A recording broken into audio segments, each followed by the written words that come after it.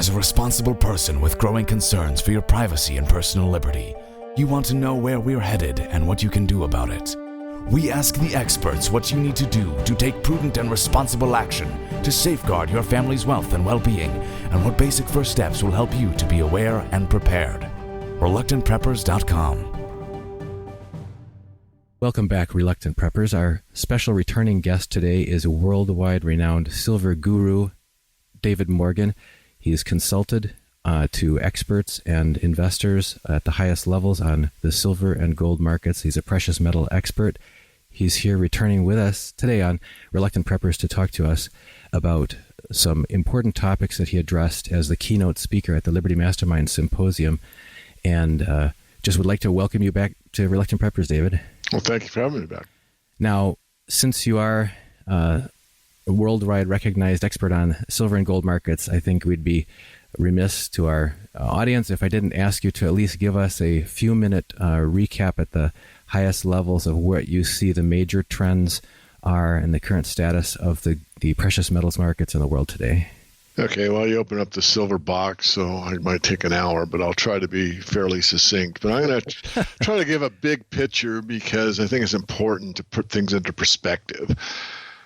So if we look at the beginning, for gold, it was roughly year 2000. Silver, I'm on record, and I'm correct, got the bottom right on this one, and it was September 2003 when the bull market in silver actually started. And from 2003, even with the 2008 crisis, silver and gold both did really well up until their peaks, which was the last day of April 2011 for silver, and then it was in September of the same year, 2011, for gold. Silver peaking near the $50 level and gold peaking at over 1900. And from that time until now, they've been in a downtrend. When silver first got clobbered, it actually maintained around a $30, $35 level, and it looked like it might even hold the $30 level, but it did not.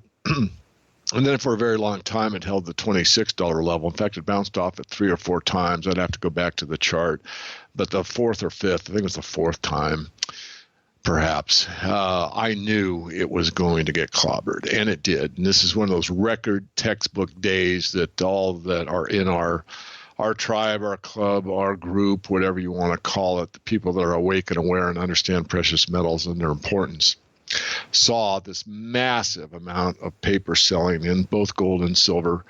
Gold happened to be around the 1550 level. Silver is at that critical 26 level. And there was just this huge amount of paper selling that took the price well below 26. And it's been below that ever since. I did call that ahead of time, not maybe months ahead of time, because near-term data is more important than long-term data. Because what happened yesterday will have a bigger effect on you for what's coming up day after tomorrow than something that happened 100 years ago. Not that history isn't important to understand.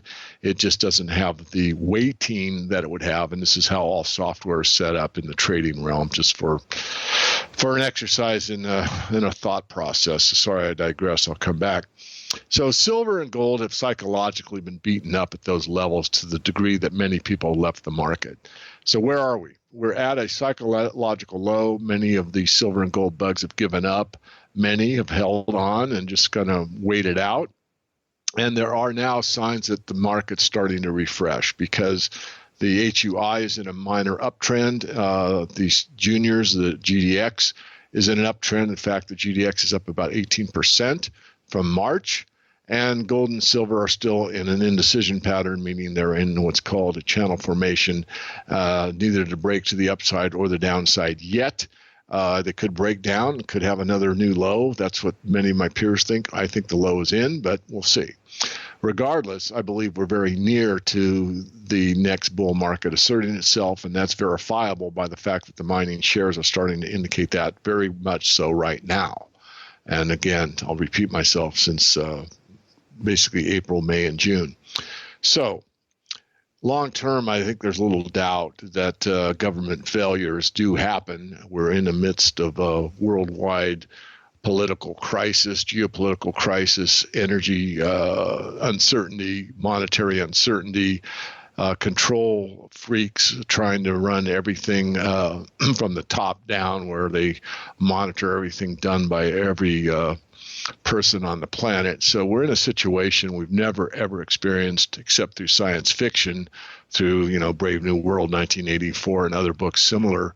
And now it's the real deal. It's our lives. So there is a pushback that will happen, and that's happening. The only way really to escape the matrix that I know of that's been proven over time is to get into physical metals. So this will reassert. I think we're going to start that process again in a big way, starting in September, October of this year. A big way meaning that the bottom will finally be apparent to everybody. Oh, finally, we're starting to go up.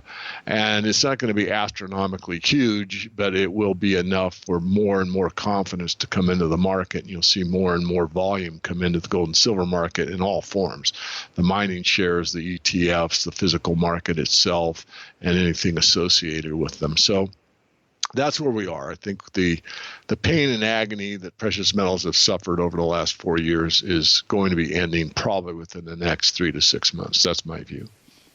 And just, reminding all of us that contrarian investors, look to increase their positions at times when everybody else is either bored or their attention has moved on or they've gotten washed out or whatever. Looking back, you always say, oh, yeah, if only I'd have known that was the bottom. But it's those quiet before the storm that's your opportunity. Andy Hoffman and others remind us that by the time we get confirming signs from the market, it'll be too late to have taken advantage of those extended period we've had of low prices.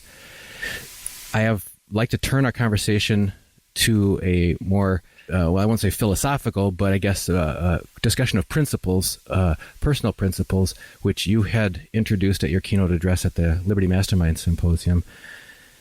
We, as people who are trying to be aware and prepared, often take some ridicule or scoffing or head shaking from people who are just kind of going with the flow of whatever's going on in the popular culture.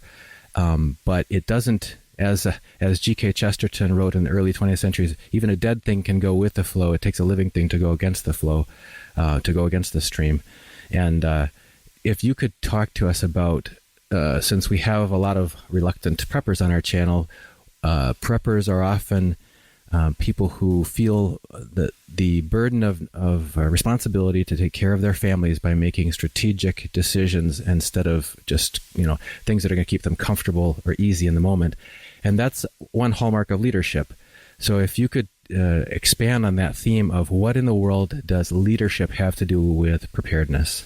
Okay, well, you gave me a big bone to gnaw, and I'll do my best. So first of all, let me just preface it with this is my opinion, and I will probably throw some facts in there. I'll try to qualify them as best I can. So there's so many ways to approach the topic you opened, but one way is this big discussion about what is the best for the human populace at large? I mean, is it really good to have an individual and push everything toward the individual, or is more of a collectivist model or a community effort the best way? And I'm going to go down that road for a while and talk about leadership, and I'm going to talk about individualism, voluntarism, and collectivism.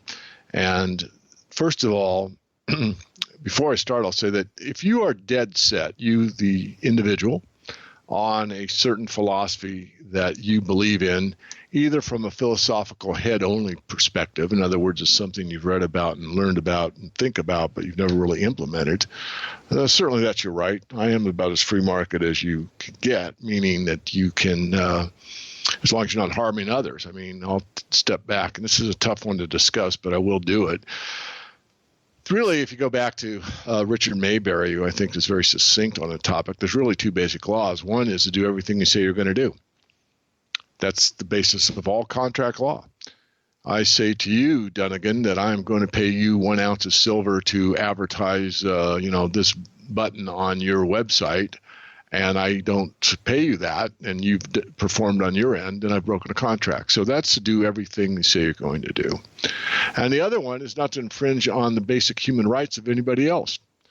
And that's the basis of most criminal law. In other words, if you got so mad I didn't pay you, I broke the contract, and you come over and punch me in the face, Now we've got two legal situations. We've got a break of contract, which you're valid on, and I have now a legal right to say, you know what, you interfered with my peace and happiness, my pursuit of happiness. You punched me in the face, and now my nose is twisted, and I'm going to come get you, and I'm going to seek a legal remedy. So I'm trying to be a little funny, but I'm also making a very important point. But those are basically the two things you need to keep in mind, and that's basically all you really need. I mean, now, certainly there's more to it than that, and the contracts get, just very complicated. But we've overcomplicated everything because the basic principles are pretty easy for everyone to understand. That's what the common law was pretty much about. The common law was about what was common knowledge, commonly understood, commonly recognized as your God-given rights. Or if you're not a believer in God, and that's okay with me, you have that, your natural rights. But we've moved a great deal from those now, and I think most that listen to your channel understand this.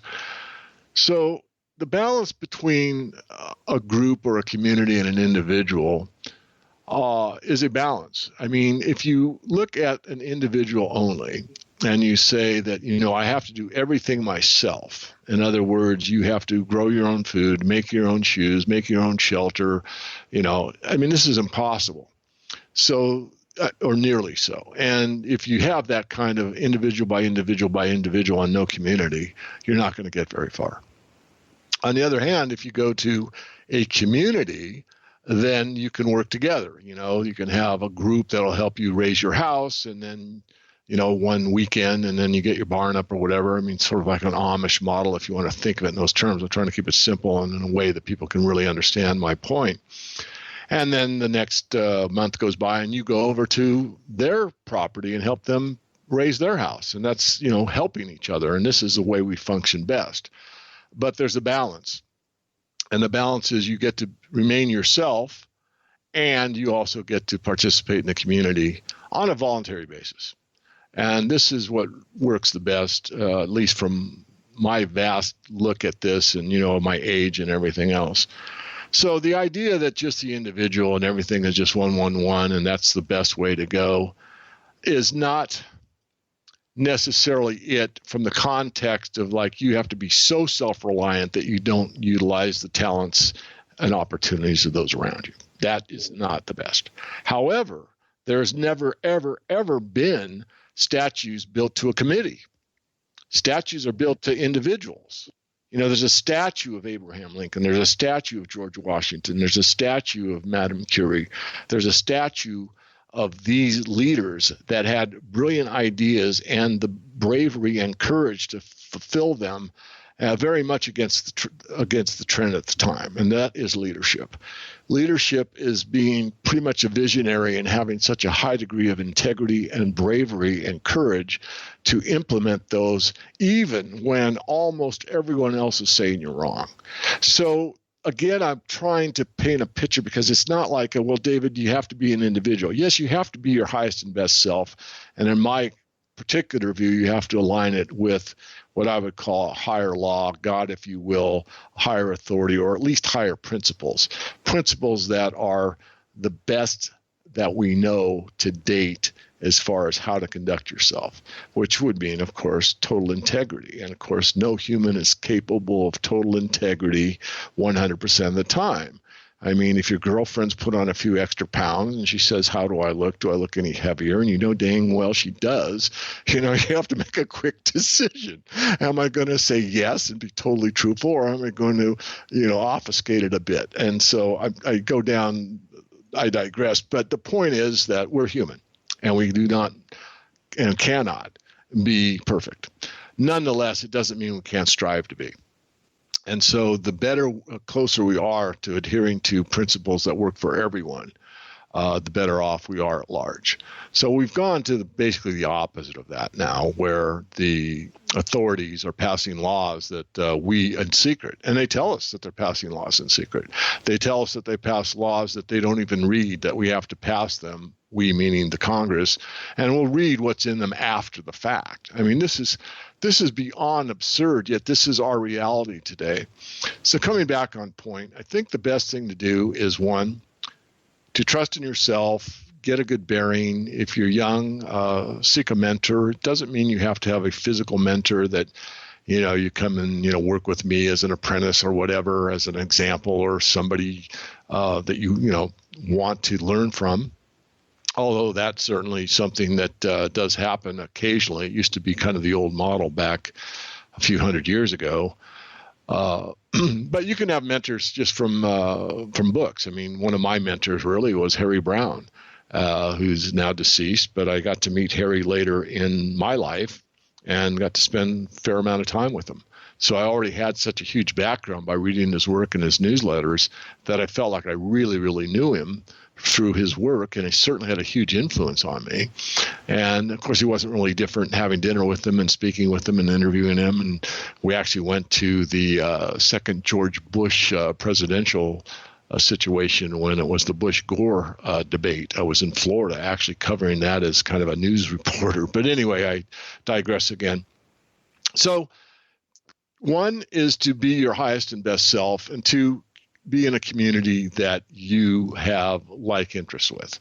And I recall what you are referring to, Dunnigan, with my speech. So what I really said was that leadership is extremely important, and integrity in that leadership is important, because if you cannot trust your leadership, then you will eventually spill into chaos, and you'll have some type of situation where there's a breakdown crisis at a lot of levels. It could be a monetary, simultaneous with the food, simultaneous with the transportation, simultaneous with a lot of things. Because once the system starts to break apart because there's lack of trust or confidence in it, it can accelerate.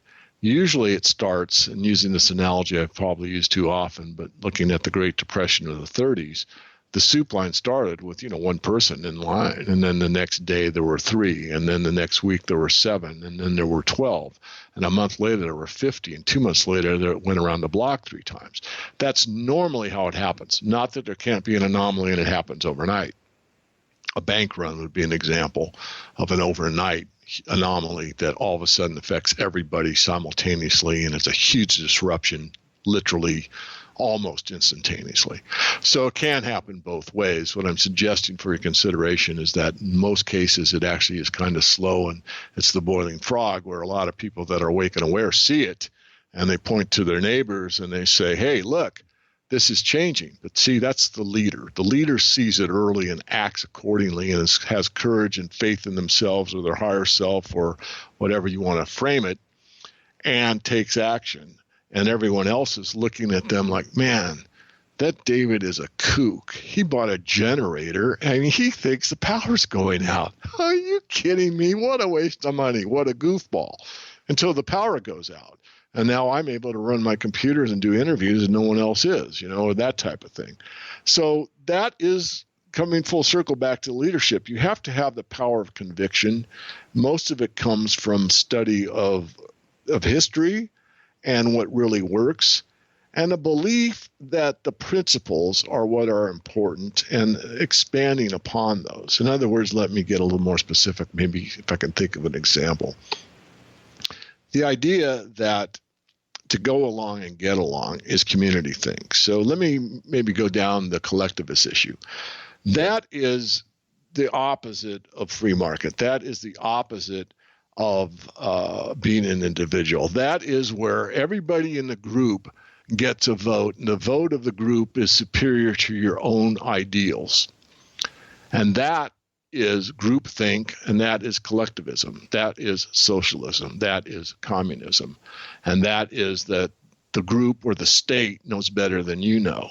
And because of that, if you are an individual that decides that, you don't want to have a pink house, but the group voted, and the group voted that everybody in the neighborhood has to have their house painted pink, they overrule you. And that's the way it is. That's collectivism. Yeah, and another aspect of that, just to tag in on that, is that people think, well, pure democracy, if that's what you want to frame something like that as, is the best form because it's like the will of the people. But what you really can end up with is the tyranny of the majority. And when you mentioned socialism and communism, the idea that the committee decides or the group decides and all the individuals must toe the line really turns into totalitarianism. It's like it sneaks up. Nobody sees it. That's not the face that it presents, and nobody sees that coming. But when you dare step out of line of that, you'll find out that that's the face of it from behind is totalitarianism. Absolutely. And let me add on to that. First of all, democracy comes from the root word mobocracy, which is mob rule, which is exactly what you said. And we do not, well, I wouldn't say at this point in time, but the country was not founded as a democracy. It was founded as a constitutional republic, which goes back to my initial premise of two things. Do everything you say you're going to do and don't infringe upon the rights of everybody else. So it was the rule of law, and the law was superior to the individual, or let me state it better. The rule of law protected the individual's rights. So if you wanted to have your house painted brown and your neighbor wanted to paint their house pink, that would be that would be it. That would be it. So even though the majority said it had to be pink, no, the rights didn't, because one, you did what you said you're going to do. I'm going to paint the house the color I want. And two, you weren't infringing on the rights of somebody else. Well, you can paint your house whatever color you want. It's your house. I don't like pink, actually. And I don't even really like looking at it, but it's your house, and mine's going to be brown. So that's how the law was set up, so that the law protected the individual rights. In other words, the law understood that the rights of the individual were superior to the rights of the state to command you to do certain actions. That's how it was founded. It's a constitutional republic. And you can say it to your blue in the face, and most people don't have that basic concept. They have, well, we're in a democracy, because all you ever hear from the mainstream press is how great our democracy is. Now, if you go deep into it, you look at Carl Jarvis's book, and I forget the name of it, I just read it recently, and some others. I mean, the way it actually works in practice, of course, is far, far, far from the founding principles. But nonetheless, I think it's extremely important to understand the way it was set up, that you as an individual were protected from the mob rule.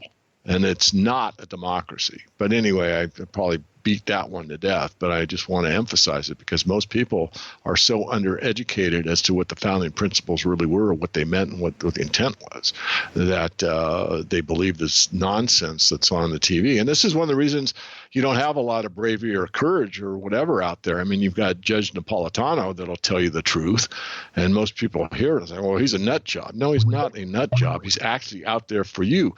And you, the individual that is, let's say, left of center, that has a lot different belief system than I do. As long as, A, you're not infringing, you're doing what you say, and you're not infringing on my rights, go for it. I might not want to participate in your parties or your, lifestyle or whatever, but you know what? You're not harming me. You have that right. It's okay. But people just go on and on and on. So it's really important to understand who you are, what you are. And I'm going to get a bit esoteric here, but we are more than just a piece of meat with a thinking apparatus on the top of it. There is a spirit, and I believe there is a soul. And I believe that there are certain duties that you have as a human being and obligations that put a demand on the individual if you want to have what we're talked about, the pursuit of happiness, and be able to live our lives in relative peace. And this once guarantee that was presented to us at the founding of the nation has digressed to a point now where it's really upside down. I mean, if you really want to think of it in a rather humorous term, but it's not funny, is Russia's becoming America and America is becoming Russia. I mean, if you look at what Putin has done, there's been a vast opening up, so to speak.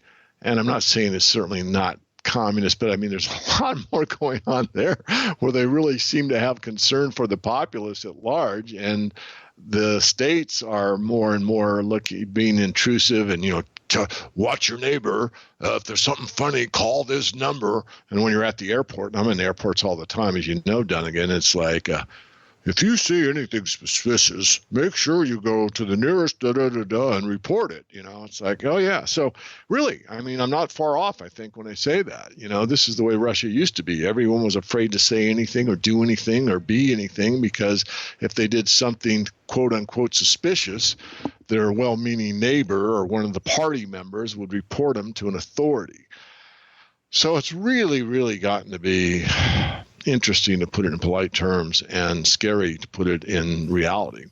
Yeah, when my best friend in high school was immigrated here from Russia with his family, and I met him walking home with him from school for the first time and befriending him, and the conversation turned to, I started asking a few questions about life in Russia, and right away he got real quiet and said, "Oh, we don't talk about politics." And it was until years later that he had really grown to trust me and realize, okay, America is, at that time, a different place, and we can actually open up and we can have opinions here and express them, that kind of thing, and fraternize with people about what we really think is true without fearing repercussions. But nowadays, I'm just astonished, week after month on the news, just these scandalous things that are happening in our highest levels of government, whether it's deleted emails or scrubbed servers or denied knowledge of things that resulted in loss of human lives and things like that, and then there just seems to be this, okay, let's move on, that's old news, let's not talk about it at the press and these press conferences and so on. So it really, I do see this inversion that you're describing, where my Russian friend was, this is 30 years ago, thinking, we can't talk about what's going on in the world, and here now in America, that's what I'm seeing. So just summarizing some highlights of what I've heard you say, and in response to the question of what does leadership have to do with preparedness or being a reluctant prepper, and you've talked about the important distinction of first examining who are we as persons, and do we consist of more than just walking digestive systems with minds attached? Because if we actually are subject to some higher law, some higher principles, then that's what we talk about in the founding of our channel. Was we were talking about the duty, the obligation that we have to step up in the face of imminent risk that we see around us, and to take action to help protect our families and our communities. So that's, in the essence, that burden of responsibility that comes from awareness that we are in fact responsible to a higher calling than just going with the collective good. And I think that, or the collective sign of the times. And then you drew some distinctions between individualistic, purely individualistic versus purely collectivist cultures, and said, either extreme can have its pitfalls, and what we're looking for in true leadership is people who can see the signs and have a vision and start taking action early, even if the others aren't seeing it, but not just for themselves alone in isolation, but for the good of not only their family, but their community, and communicating about it to others, and being able to be confident and courageous enough to speak out about it. You speak out in many forums. We're trying to get the word out here, trying to help wake up others, because that's the last thing you're coming down to, is it's those who are awake and aware who are going to be able to be leaders to help avert the severity of the crisis. So I guess that's the last thing maybe if we could turn to is what do you see as a realistic potential fallout of breakdown of the systems that everybody has just become kind of mindlessly assuming and taking for granted that are going to be there to help sustain and support them, and what kind of actions are the most prudent for people to take as leaders in their own family and in their community and in the broader human family, to help make sure that we minimize the impact to ourselves and to others of what's coming.